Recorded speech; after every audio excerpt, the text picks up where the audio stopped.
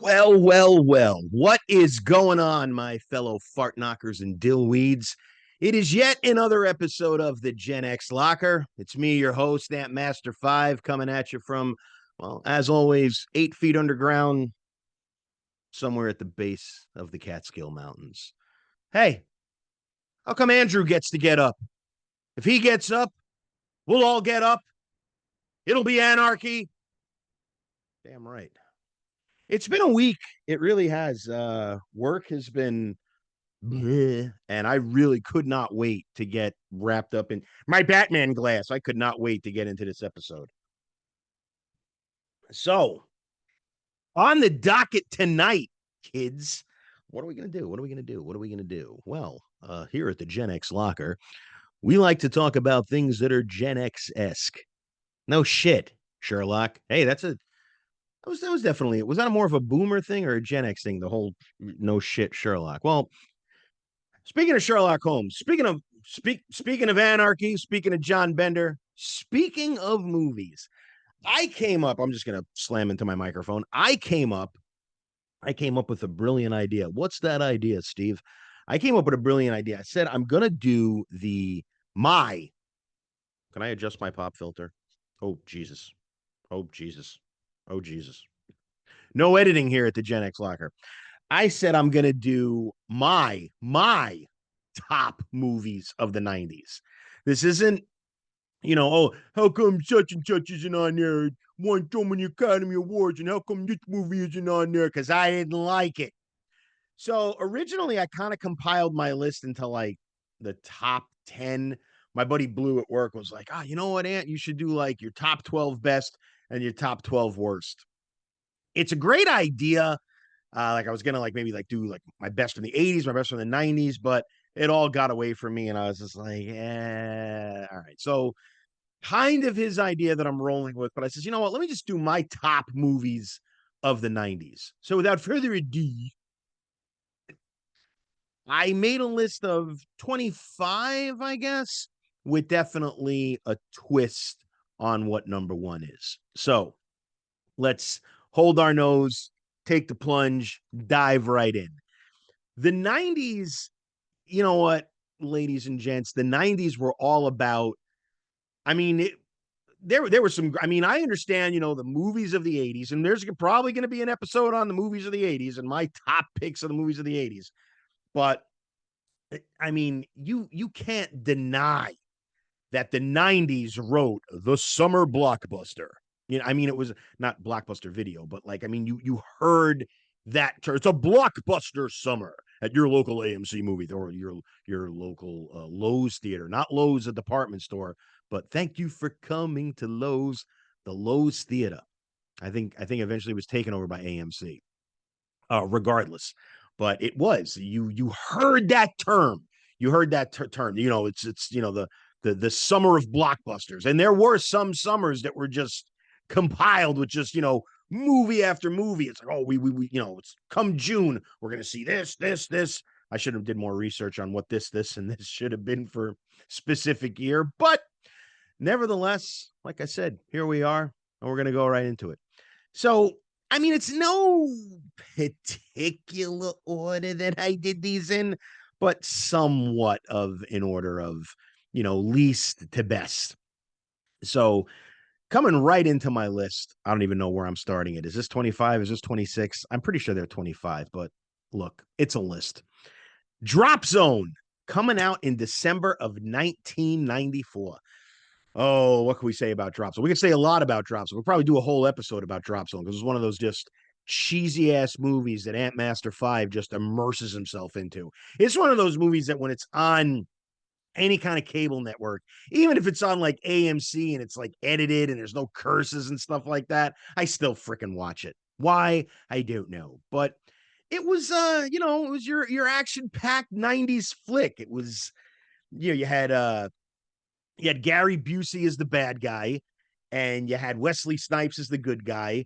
Kind of a bit of a Point Breakish type of feel. It's like, okay, so these people that are stealing government secrets are all a bunch of crazy extreme sports nuts. What a sports nut, huh? and they're into skydiving. So I'm going to infiltrate them by learning how to skydive and finding out who they are. And yeah, it was pretty dumb, but it was kind of a cool storyline. And I will say a couple of good songs came out of the soundtrack. Toad the Wet Sprocket, Fall Down was in that movie, and I don't know, I just love it. So there you have it. That's I'm starting the list with Drop Zone. All right, moving right along. November of 1990. Now here's one that definitely a lot of people can get behind. It was your epic. I mean, when you talk epic films, this one is probably at the top of the lists of epicness. Dances with Wolves. November of 1990. Kevin Costner just owned this film. And you're just a great, and the score, oh my God. The buffalo hunt scene. Now, I mean, I'm not much of a hunter, I mean, I know I'm into pew pews, but I just really can't put up my pew pew to an animal. But the buffalo hunt scene, because we all know they were using every part of that buffalo, and the just the score that went with that. I mean, I can hear that music and get goosebumps. A great film though, just great. The scenery, everything. Kevin Costner, amazing actor, and the storyline. I mean, just this lieutenant from the Civil War that basically goes out into the Great Plains to find himself, and winds up finding a tribe of they were Sioux, yes, finding a tribe of Sioux Indians that basically bring him on in as one of their own, and then the rest is rock and roll history. So Dance with Wolves is right up there, and we remember seeing it in high school, and we were taking took a class called Lit Through Film, Literature Through Film, and Dances with Wolves was one of those movies. And it's funny because senior year, I think me and my buddy Jeff, we were actually learning lines, that were in the Sioux language. So we were actually talking to each other as Pishnielo Nishte, Shumani Tatonka Owashi. Still remember how to say Dances with Wolves. All right, moving right along. This one gets a lot of shit because I never saw the first one. So U.S. Marshals, March of 1998. Now, that is the sequel, if you will, to The Fugitive. And the only thing that kind of stays true to The Fugitive is Tommy Lee Jones is in it. Joey Pantalones, and the rest of his crew from the marshal's office. But other than that, a whole new plot. Well, as far as I know, it's a whole new plot because I never saw The Fugitive. But again, Mr. Wesley Snipes shows in. He shows up in this film, and it's a great film. They're just searching for this guy, from state to state, and he's been framed, and I'm sure The Fugitive, he was framed as well. That's probably going to be an episode of like my top movies that are like Gen X esque that your host AntMasterFive has never seen, that people just want to burn me with lit cigarettes over. But love U.S. Marshals. The Devil's Own, March of 1997. This one came out. This was a great one. This was a great one. So speaking of Harrison Ford, who was in The Fugitive, Harrison Ford shows up in this movie with Brad Pitt, very young Brad Pitt, and Brad Pitt plays a kind of a displaced member of the IRA, the Irish Republican Army, kind of hiding out in New York City, and he gets harbored for food, water, and shelter, to hang out with this New York City sergeant that's kind of like riding the coattails of his career. Harrison Ford's just playing this hardened New York City cop that's like done, and just probably looking to retire very, very soon. And he's Irish, and it comes up as a favor from another Irish superior in the police department. Hey, can you harbor this kid? We're bringing him in from Ireland. He needs a place to stay, while he gets work. And kind of the American dream story. Kind of like my dad. Like my dad came from Italy, and hooked up with a family that basically, gave him room and board. And, next thing you know, he's working out on the potato fields in Suffolk County. So, Brad Pitt, kind of the same story, going to go work construction, except the only twist is, he's making arms deals to get Stinger missiles to ship back to Ireland. But great film. Great. And Brad Pitt kind of almost owned the Irish accent, the Irish brogue, even though it's a bit more Scottish at times. Maybe he should have practiced a bit more. But corned beef and cabbage, never had it. I can't. I could just do Scottish. So, all right, next. This is a great one. Definitely a summer blockbuster. I mean, a summer smash hit. June of 1994. Keanu Reeves, Sandra Bullock, Speed. Yeah, absolutely. Or you could actually. It was. I remember a buddy of mine was taking a connecting flight in Paris, and the in-flight back when they just had in-flight movies, and the in-flight movie happened to be that, except it was dubbed in French, so it was called Speed. We all know the story, the crazy Dennis Hopper puts a bomb on a bus and the bus can't go below 55 or it'll explode.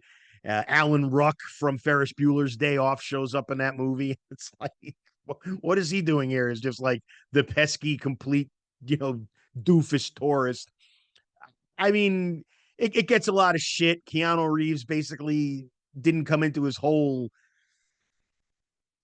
He was polishing up his acting skills at that point, but then they're cans. What? They're cans. We all remember the baby carriage full of soda cans, and Sandy Bullock, slams through it. Oh, was it a baby? It was cans. All right, speeding things up. The tail end of the 90s, December of 1999, based on the book by Mr. Stephen King, The Green Mile. And The Green Mile was just, oh my God, what a great film. Just, I mean, Tom Hanks owns this film. Great acting, great storyline, and the filter in which it was shot, there was almost a tint of green in it. But loved. I love the book, and I think you get a lot of these film adaptations that don't really do well for the book. But let me consult my notes here. Wait a minute. What was that I was going to say about? I was going to say something about the Green Mile, but now I forgot. I did love it. Oh, I saw it in theaters. Yeah, I saw it with a couple of friends of mine, kind of on a whim, and loved it. And another one that shows up on TV, and I got to watch it, no matter how sad the ending is. So, moving right along. Okay, did I miss anything? I got Drop Zone, Dance with Wolves, U.S. Marshals, The Devil's Own, Speed, The Green Mile. Oh, May of 1996. This was like my second drive-in movie experience. My first drive-in movie experience was the first Star Wars, which I was only like pushing 3 years old, so I don't really remember that. My dad kind of piled us all, the whole family, in the car, and we went to the Westbury Drive-In and saw Star Wars. But fast forward to 1996, I went on a date night with somebody who'll remain nameless, and we went to go see Twister in the drive-in, and it was amazing. I mean, this is a movie that you're better. This is a movie that you. Let me just plug that back in. This is a movie that you want to see in the drive-in, and mainly because there's a scene in Twister where this humongous tornado wipes out the drive-in movie theater. So it's funny because we're all hanging out. We were on like the back of, like, we were tailgating, kind of like on my pickup. We were hanging out in the bed of my pickup. We were just lounging. We got pillows back there, and it was just it was a beautiful May night. Summer was just around the corner. So the weather was perfect. Everybody kind of hanging out, chilling out. And we had a boom box in the bed of my truck, because you had to tune into the radio on the drive-in. There was no app, there was no Bluetooth, nothing. And it's hysterical because that scene comes on where the drive-in gets destroyed and everybody's doing this. Those storm clouds, those look like storm clouds. Great film. Heard there was a sequel, kind of, or a reimagining coming up. I don't know much about it. I do know that like a year ago, there was a bunch of fanboy bullshit showing up on the interweb with like scenes from Helen Hunt from another movie, and they were like splicing them all together, trying to make you think it was Twister 2. It wasn't. And rest in peace, Mr. Bill Paxton. Great, great acting in that movie as well. February of 1994. This was one that me and a few of my friends, uh, my buddy Ed, who does the Realms of Metal here on the YouTube, check out his channel. He was with me on this jaunt to the theater. Ace Ventura, Pet Detective. That was a cold February night, 94. We went to go see this, and I don't think we knew as metal fans that Cannibal Corpse was going to show up and have a cameo in the movie. And we were all like, Cannibal Corpse. And completely just, it was one of the dumbest fucking films. And I mean, Jim Carrey, it's so funny because he is a great actor, and nowadays, but I mean, back then it was just comedy after comedy, and I mean the slapstick, and I mean just the physical comedy and the lines that we took. I mean, a lot of these movies are going to have lines that we took away from, and this one is definitely no stranger to that. I mean, if I was drinking from the toilet, I could have drowned. Alrighty then. So in July of 1997, I remember my cousins Jerry and Dominic. This was another one that this is another one that we butchered lines from, and another soundtrack that we destroyed. Men in Black. Here come the Men in Black. Again, Tommy Lee Jones, Mr. Will Smith. And I remember when I saw the trailer, I wasn't sure like what to think. Like I'm like, is this real? Like I didn't know what it was at first. Like, was it a comedy? Was it sci-fi? But love this movie. Another one that will always remain a staple to the point where I could probably recite the entire script. July of 1994, another one that took away a shit ton of awards, Forrest Gump. And Tom Hanks in this one, just, yeah, my God. What a great storyline, and just how it goes, through the decades, like, from, meeting Elvis Presley, right up to going to Vietnam, and then, right up into the very early 80s. Um, I remember hearing that, excuse me, there was a sequel written about this film. And I think, if I remember correctly, let me clear my throat. They were going to deal with, all other types of worldly events that was leading up to, and or the ultimate, I want to say, end of the film was Tom Hanks was dating somebody that was working in a daycare center at the Alfred P. Mora building in Oklahoma City. Yeah, that was the original pitch. And I believe they were gonna kill both of them off in the blast. Like I believe he was waiting for her or something like that. And I believe the any more gas, Ant? You good? I believe the pitch came right around 9/11, and they were like, we can't do this. And it got scrapped, probably for the best. But Gary Sinise, another great actor. Lieutenant Dan. All right, where are we? Look, I deal a lot with buddy films. This is definitely a buddy film. February of 1992, Wayne's World. Again, a staple with me and Eddie, and any metalhead, any rock fan.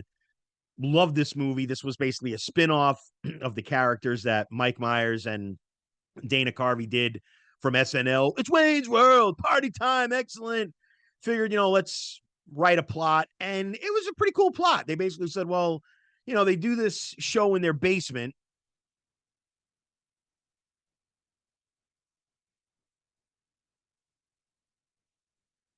And then they get famous for it. Anyway, suddenly I thought, who knows? Could the Gen X locker go worldwide? Tia Carrera shows up as the bass player, lead singer of the fictitious metal band Crucial Taunt.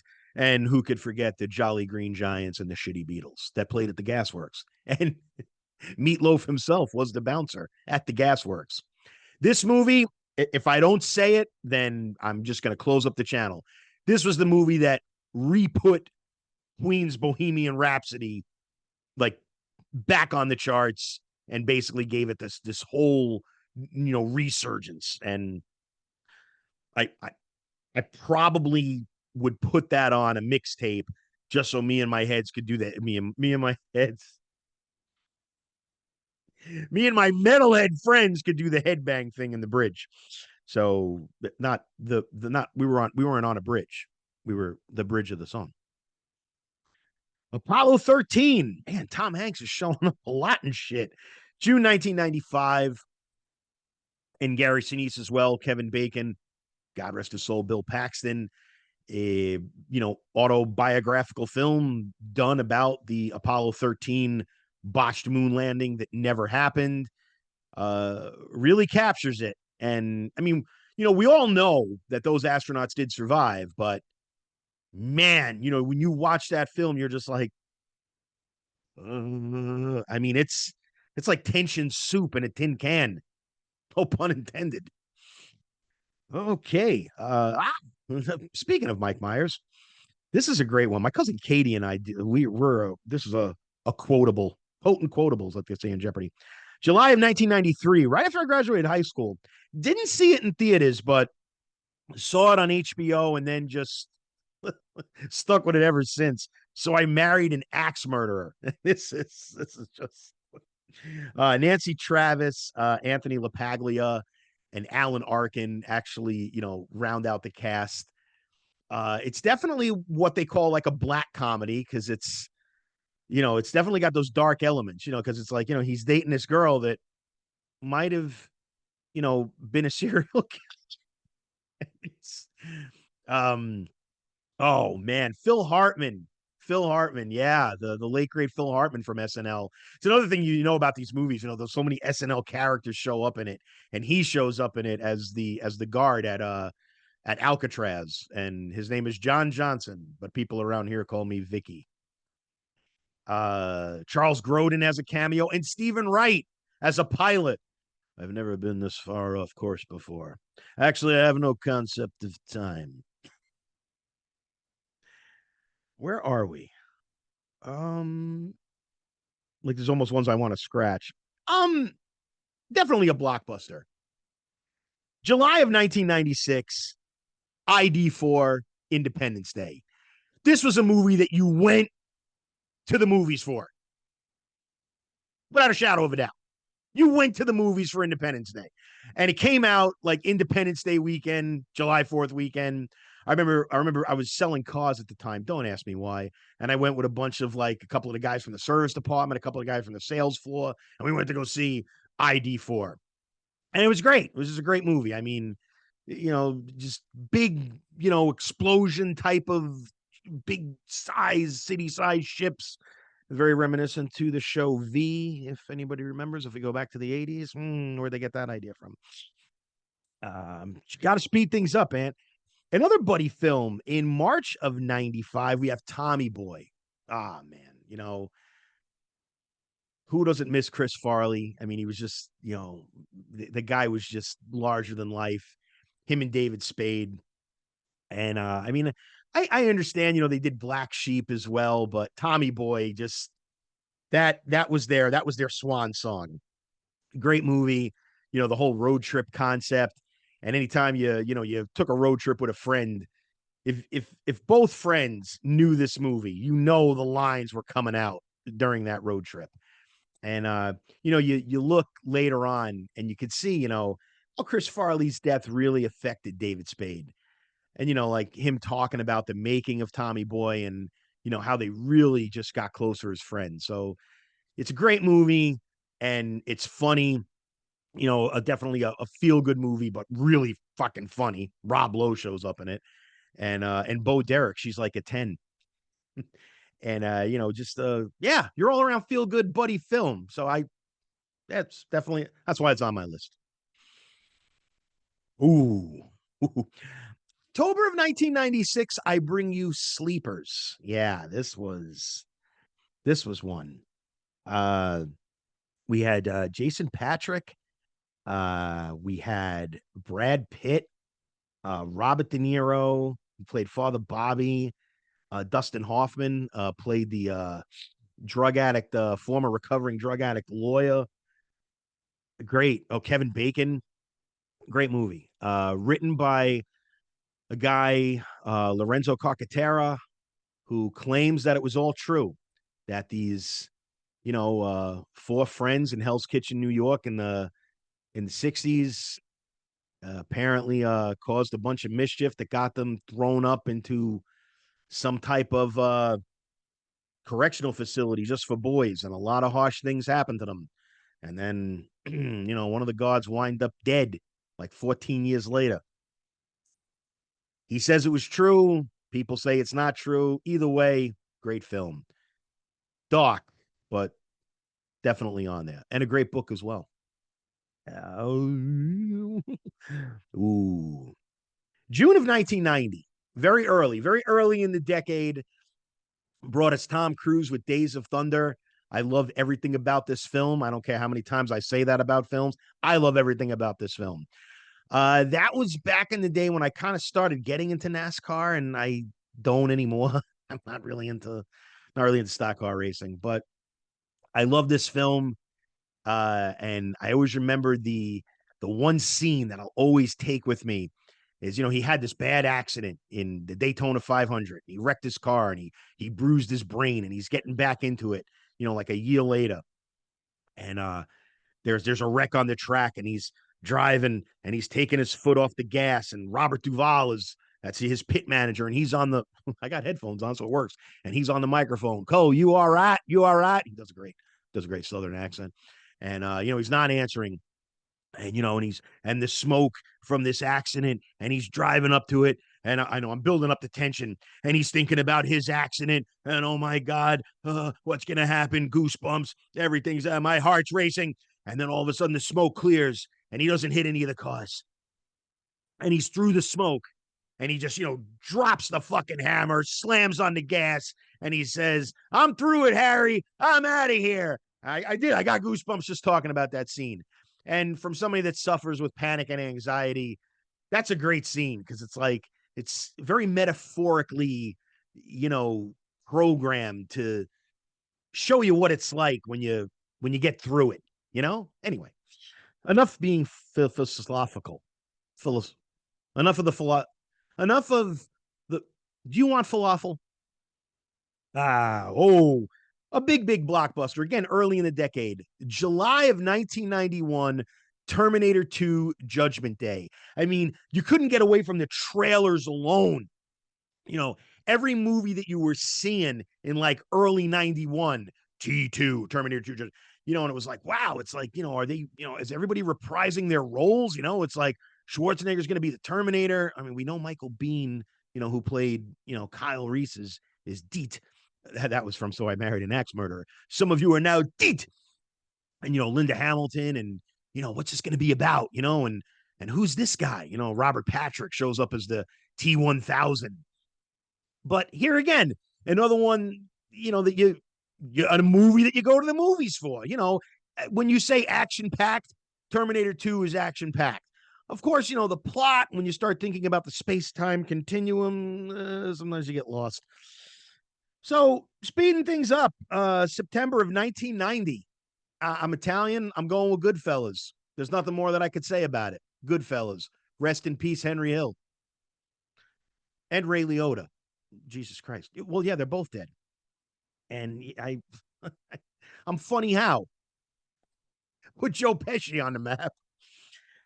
October of 1995, one that I get shit about all the time here.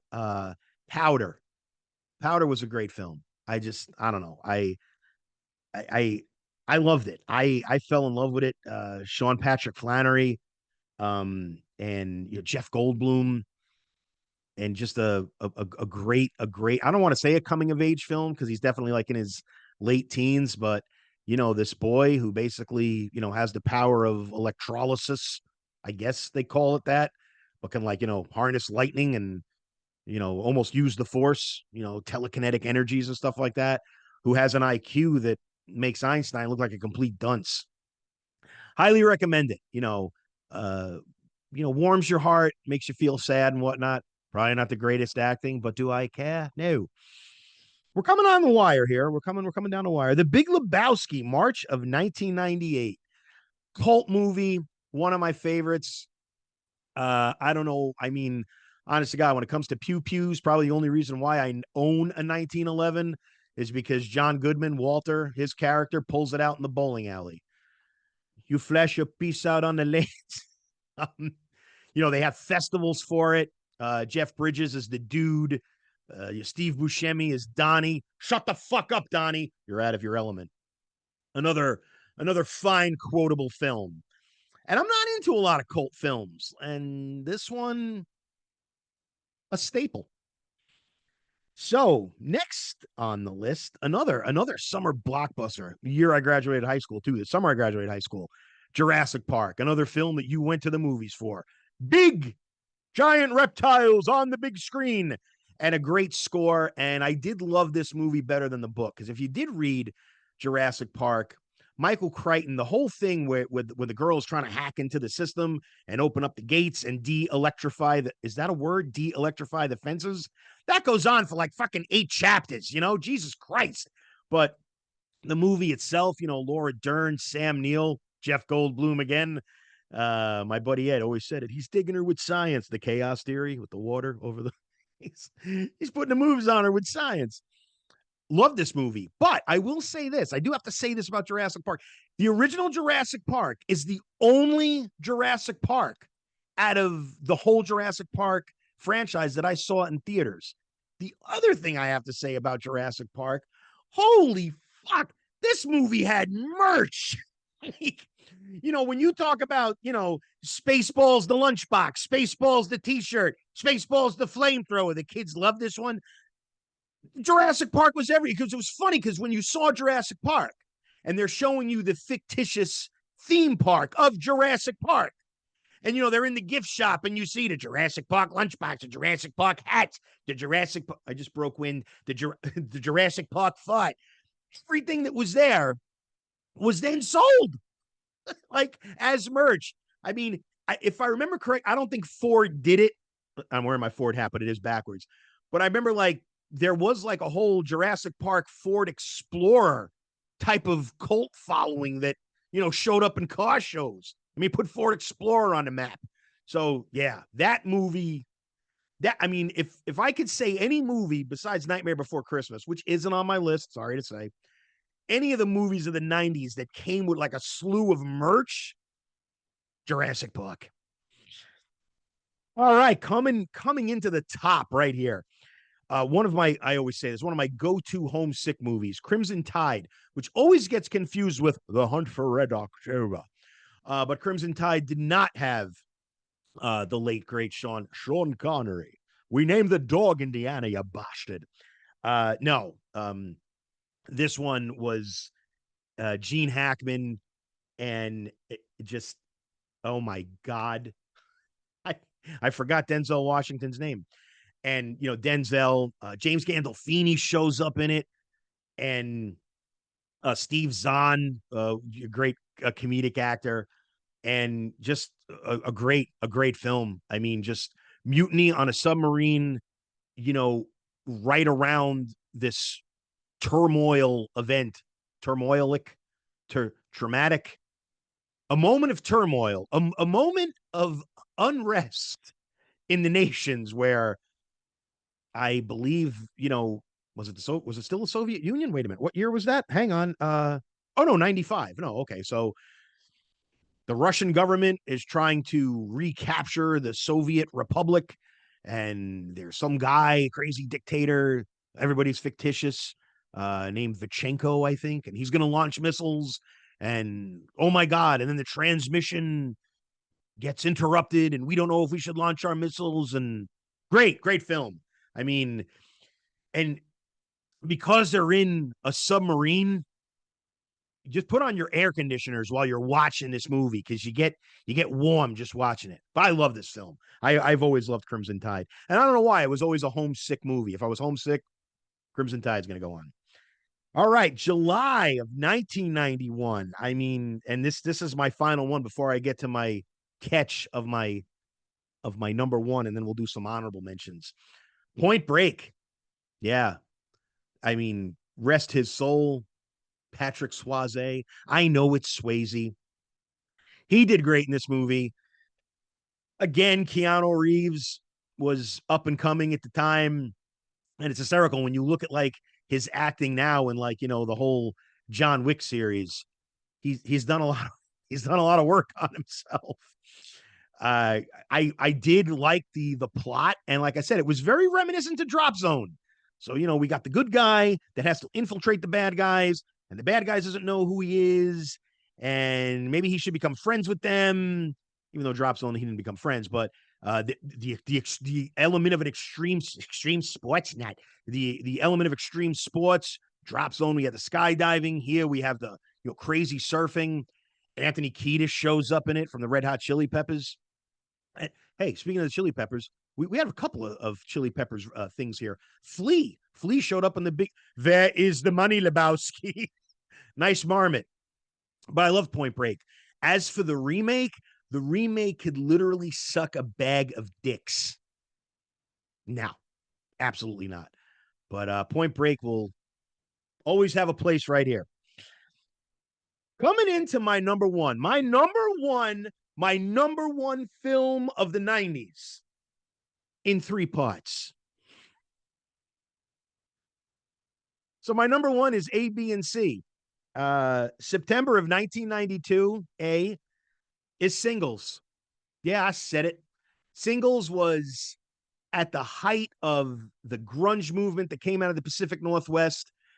I mean, it could be interpreted a little bit as a chick flick, because there's kind of these like little love stories going on. But then again, it's not, hokey and, hallmarky type of love story. Kara Sedgwick, Campbell Scott, Matt Dillon, Bridget Fonda. I mean, all-star cast. The guys from Pearl Jam show up, and Eddie Vedder's the drummer, and they're part of the fictitious band called Citizen Dick. Alice in Chains makes a cameo. God, I have so many great artists that have since passed. Chris Cornell shows up in there. King Buzzo from the Melvins. It's a great film. It's a great film. And the soundtrack is probably one of my number one soundtracks of all of the movies of the 90s. So, yeah. So there's part A. Moving into B. July of 1998. A lot of people don't recall that this was a film of the 90s. Everybody, I don't know why. I mentioned it at work and they were like, that was 90s? Give it up for Tom Hanks again, Saving Private Ryan. This movie I saw in the movies.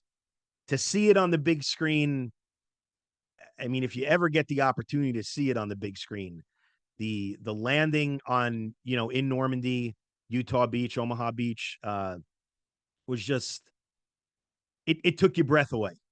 I mean, when like Siskel and Ebert used to say, on the edge of your seat, you were, and it was, it really, captured everything. I mean, there were at that time, veterans of both landings, Omaha Beach, Utah Beach, said that it captured it so much that they were not in a bad way. They were so disturbed by it.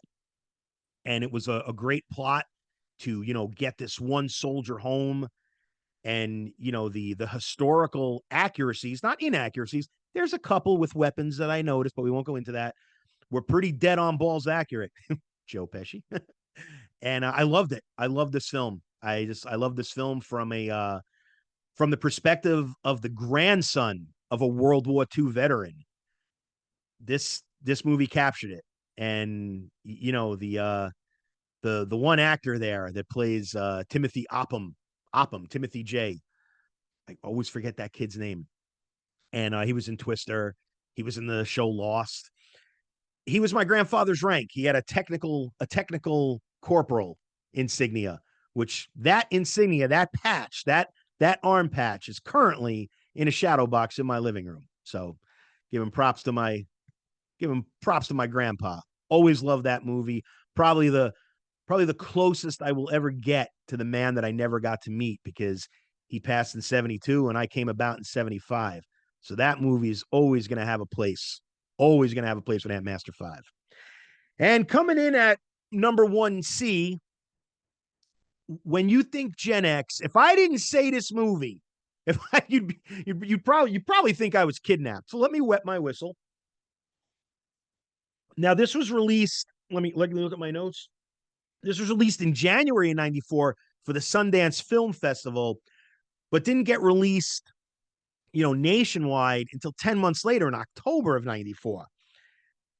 I have to do it. I have to go with Clerks.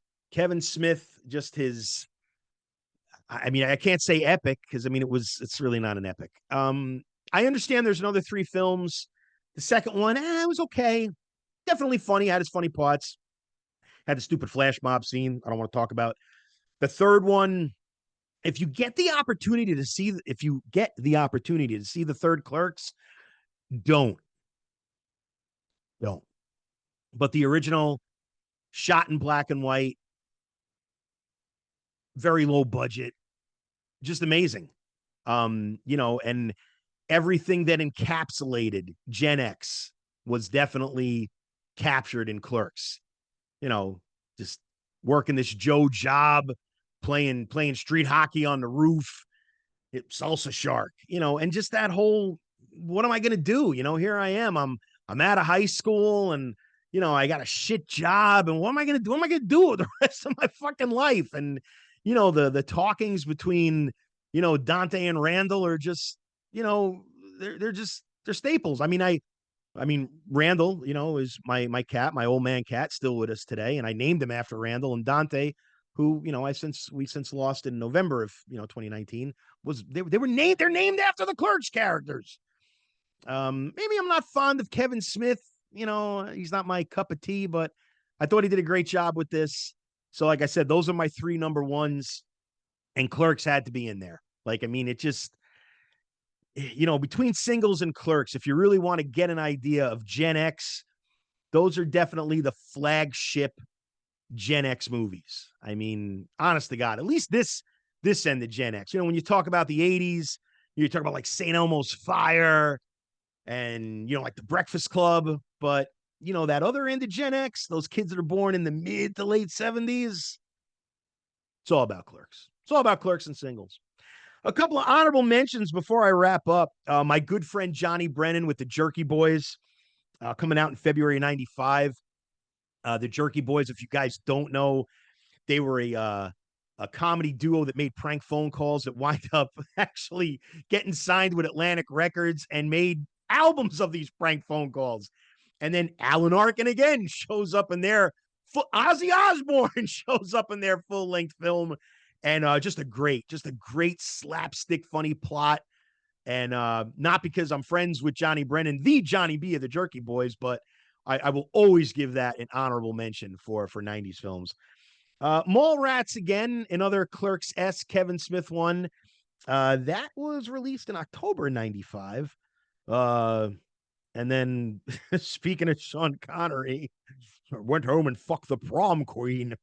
June of 96, The Rock. And, oh, yeah, here's one. Oh, man. Toy Soldiers, April of 91. Sean Austin of Rudy, The Goonies, 51st Dates. He showed up in Lord of the Rings, Stranger Things. I don't know why. I love that movie. It was very far-fetched, a bunch of bullshit, a bunch of, terrorists take over an all-boys school. Very Red Dawn-ish, but and then Beavis and Butthead Do America. That's another honorable mention. Come on. So that's it. That's my list. That's my top films of the 90s. If you like it, awesome. If you don't, and like I said, there's a lot of people that are like, oh, how come this isn't on there? How come this? There were just some movies that just fell by the wayside with me. There were some that I still didn't see. Shawshank Redemption. But what are you going to do? Again, ladies and gentlemen, fart knockers and dillweeds, thanks for joining me. I can't thank everybody enough. I've been really having just a blast doing the episodes. Drop a like, drop a comment, anything you want to see in the future, hit me up, man. You can email us right here at the Gen X Locker at outlook.com. I got a couple of things brewing in the works. What are we going to do? What are we going to do? I don't know, but we're definitely going to do something. We're definitely, and something very soon. We got a couple of guests that are lined up that are ready to come on. And yeah, just like I said, thanks for being here. And this is really helping my mental clarity. So appreciate you being here, you cheeky bastards. So, all right, until next time, kids, I want you to stay tuned. And of course, be groovy to each other. Peace.